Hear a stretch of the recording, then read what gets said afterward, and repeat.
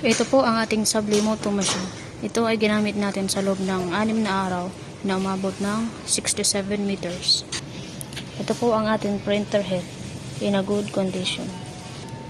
At yun naman po ang ating copy. Head clean.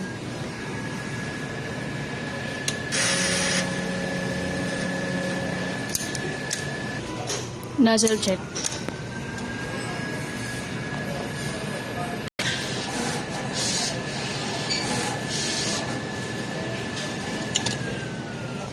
Ito po ang ating PBR.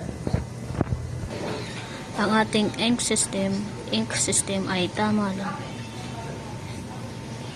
Ito naman po ang ating Sublinova ink, used at unused.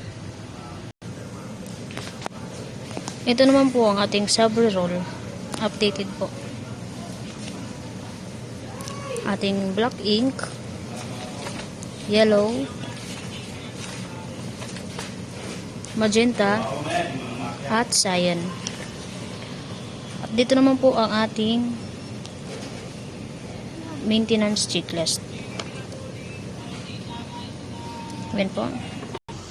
At ito naman po ang ating output record.